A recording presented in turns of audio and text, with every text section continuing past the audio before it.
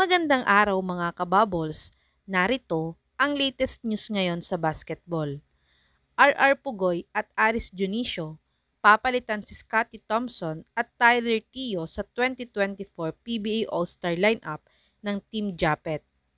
At Christian David papalitan naman si Kit Dato sa Team Stalwart. At 4 na Gilas player maglalaro sa Korean Basketball League next season. At 6 times PBA champion, bagong head coach para sa isang team sa UAAP.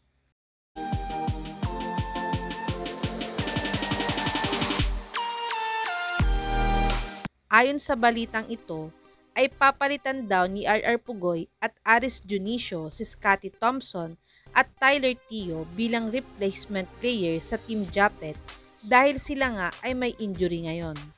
At itong rookie naman ng Blackwater na si Christian David ay papalitan ng injured big man ng Rain or Shine na si Kit Datu sa Team Stalwarts. Kung matatandaang kagagaling nga lang din ni Pugoy sa kanyang naging heart surgery at nakapaglaro naman ng ilang laro last Commissioner's Cup. Ready na nga siya ngayong O-Filipino Cup kaya siya ang naging replacement dito kay Tyler Tio sa 2024 PBA All-Star. At si Aris Dionisio naman ang papalit sa spot ni Scottie Thompson sa Team Japet dahil hindi pa nga nakakapaglaro sa O-Filipino Cup itong si Thompson dahil sa kanyang back injury na natamo sa first window ng Gilas Pilipinas sa 2025 FIBA Asia Cup qualifiers. At ito nga din ang first All-Star game ni Aris Dionisio sa kanyang PBA career. Si Christian David naman ay ang papalit kay Kit Datu na nagtamo naman ng MCL injury sa laban nila kontra Ginebra last March 8. At 4 na Gilas players maglalaro nga daw para sa Korean Basketball League next season. Matatanda ang naglalaro pa rin hanggang ngayon sa KBL itong Gilas high flyer na si Renz Abando at former Gilas mainstay na si SJ Bilangel. At dati na din nakapaglaro sa KBL ang former Gilas shooter na si RJ Abarientos na ngayon ay nasa Japan B-League na nga. At ayon sa reports na to ay si Kevin Kiambao, Jordan Heading at Carl Tamayo nga ang tatlong matunog na maglalaro sa KBL next season. At ang isa pa nga ay hindi pa nga napapangalanan kung sino ang player na to.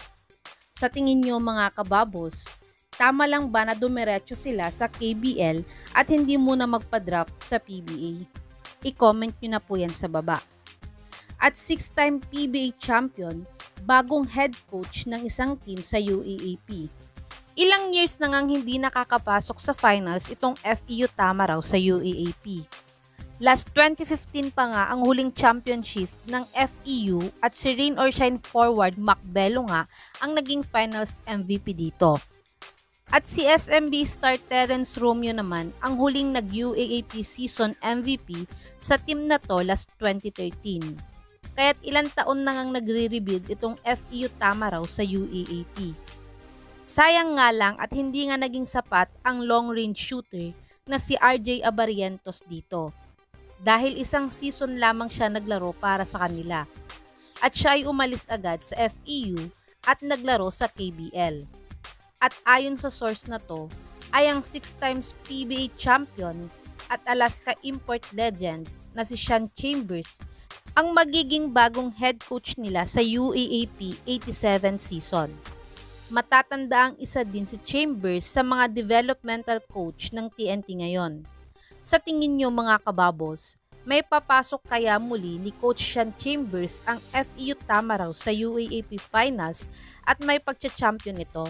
I-comment nyo na po yan sa baba.